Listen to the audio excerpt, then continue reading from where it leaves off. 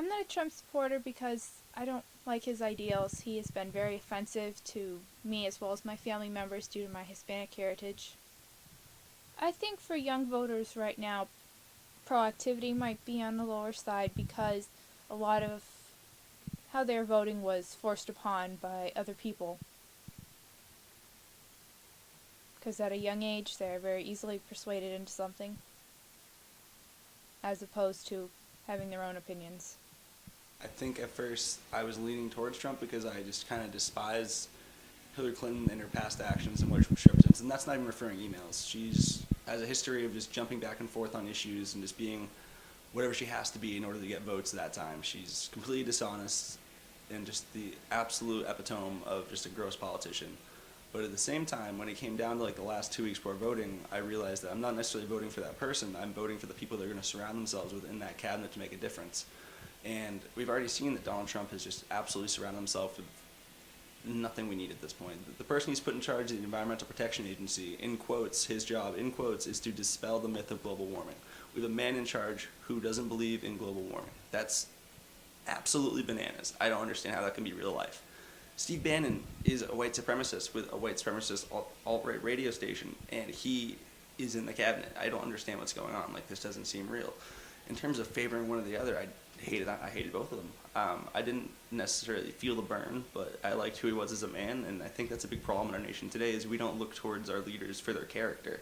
And if we had simple principles, we shouldn't allow a person like that to be in charge of us, I don't think we'd be in this position, because if we're just looking at moral fiber, Donald Trump shouldn't be anywhere near that podium, anywhere near that position. I think Kasich was a much stronger candidate than him, but once again, Donald fed into the fears of the American people at a really tumultuous time in the world, and he absolutely preyed upon the advantages he had with the media, which was just giving him free advertising. Millennial support for characters like Bernie Sanders, who was actually able to invigorate the youth, the millennial vote, to come out and actually watch him speak. Like, during the primaries, Bernie Sanders had the millennial vote intact with him because he was able to stay on topic, talk about the issues, and stay away from the nonsense. He actually cared, and he had the track record to prove it. And with all that, he was like, the millennials came out to support him. This year was the year in which millennials were the biggest demographic voters than anybody else, because around, I want to say, 20 million new voters were eligible to vote. They were millennials. And Clinton dropped the ball, big time. She thought she had it in the bag just because she had Bernie supporting her. Something tells me that had he not, it would have been way worse than it would have been, because Donald Trump actually was able to maintain a large millennial support too. It's because this idea, this establishment, this anti-establishment mentality. I am not a Trump supporter. I never was, and I'm still not. I voted for Bernie in the primaries, willfully. I think the mindset's it's gonna stay hard for a while, but then people are finally gonna realize that there's nothing they can do at this moment in time. It's just how it is. He is our president.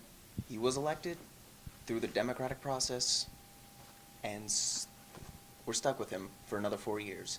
That is the fact, that Trump is in fact our president. This hashtag not my president is just banter at this point, because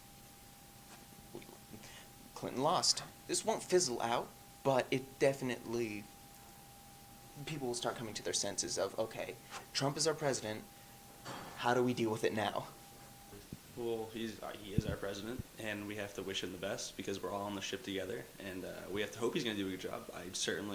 You have to be optimistic. If you're going to be pessimistic, at least approach it from a sensible point of view. I mean, if you're going to be one of those people that demands a recount or demands that he's not my president or says I'm going to move to a different country, you're not helping anything. If anything, you're helping what you hate. Because if you're just going to flee, that's not standing up to the American standard. That's not defending your country through your action and display of American rights.